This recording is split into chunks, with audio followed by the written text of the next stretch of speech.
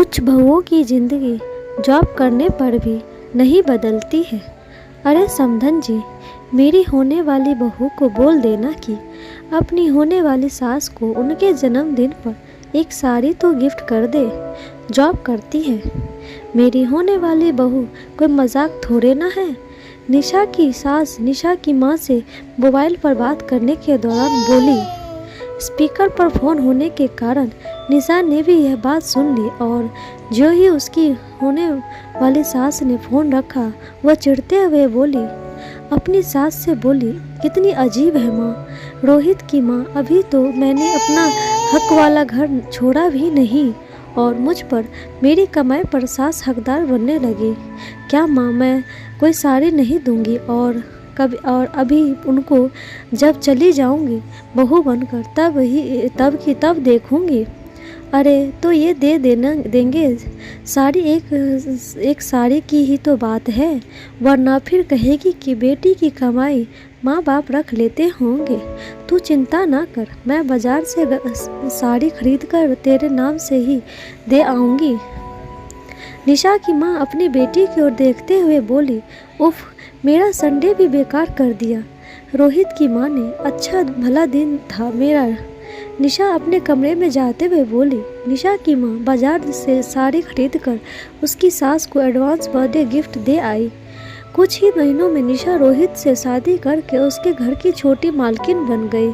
घर का माली, घर की नौकरानी के लिए वह छोटी मालकिन ही थी, लेकिन खुद का अस्तित्व तो उसे बहू रूप में ही ढूंढे ना मिलता। घर की सत्ता सास के वसूलों पर थी और सास के बाद रोहित का स्वभाव ऐसा कि एकदम बेजुबान सा, बीवी से जैसे बस एक नाम था रिश्ते का। एक रूम में दो अजनबी इंसान से बनकर रहते थे दोनों, और कमरे से बाहर रोहित एकदम माँ के हाथों चलाए जाने वाला रोबोट। निशा के मन में बहुत कुछ पकता रहता, मगर उसे जुबान से कह देना मतलब खुद पर आफत खुद गिरा देना। और वो जो जॉब पिछले 5 साल से मायके में सुकून से कर रही थी, ससुराल से उसे जॉब को सुकून से कर पाना मुश्किल लगने लगा था।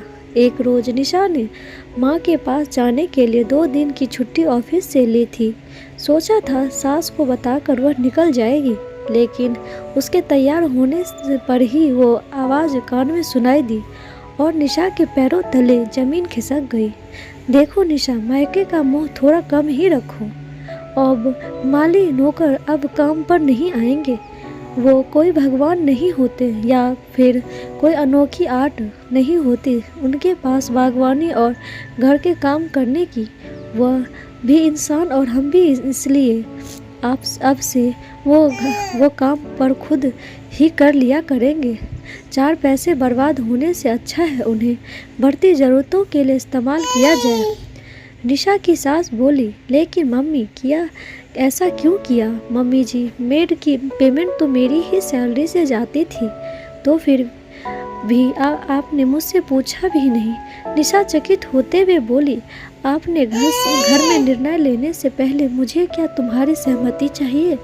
अच्छी भली ही तो हो ही काम करने से कोई नहीं मरता, बल्कि सेहत बनी रहती है।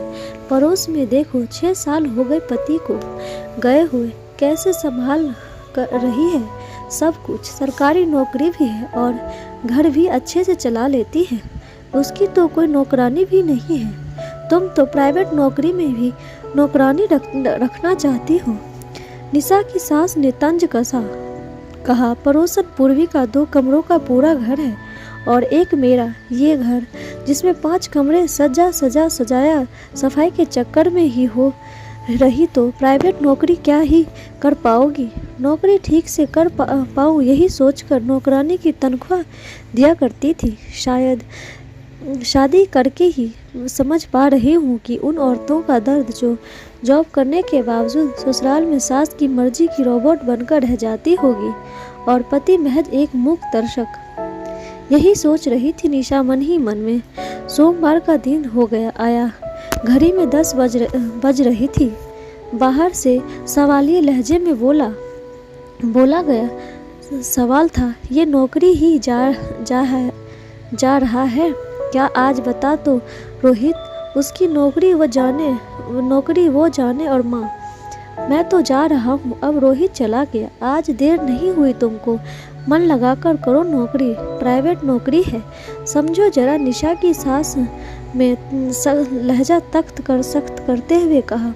अपनी नौकरानी छुड़वा दी मम्मी जी, और मैंने नौकरी छोड़ दी। मेरी नौकरी मैं करूं या छोड़ूं, किसी से पूछना था क्या? मम्मी पापा ने कभी ये कहकर नहीं पढ़ाया कि उनकी बेटी नोट छापने की मशीन बने, बल्कि उनको इस बात पर विश्वास था कि पढ़ी लिखी बेटी अपनी ज़िंदगी के लिए अपने आप बेहतर सोच और बेहतर फैसले चुन सकती है। मगर जॉब करने के बावजूद अगर वह अपनी ज़िंदगी दूसरों के निर्णय पर छोड़ दे तो फिर बेकार है उसका जॉब करना। निशा ने जो प्लान किया था वह बस यह सब बोल देने के बाद एक सकारात्मक रवैया सास में पाना चाहती थी। हेलो आरती, कल सुबह लौट आना काम पर, तुझे नहीं वापस बुलाऊं तो घर पर बैठ जाएगी, बहू तो घर पर बैठ जाएगी। कल से पक्का तू आ जाना तू काम पर। निशा की सास ने नौकरानी को वापस काम पर आने को कहा तो निशा ने खुश होकर अपनी बॉस को फ़ोन किया। मेरी ऑफिस की बॉस ने जो योजना मेरे लिए बनाई, सच में घर की बॉस के गर्म तेवर ख़त्म हो गए। थैंक यू बॉस, मुझे आज की छुट्टी की मोहलत देने के लिए। ऑफिस आऊँगी टेंशन फ्री होकर, निशा ने चहकते हुए कहा। दोस्तों, आपको ये कहानी कैसी लगी कमेंट बॉक्स में ज़रूर बताइएगा और लाइक शेयर सब्सक्राइब ज़रूर कीजिएगा। धन्यवाद।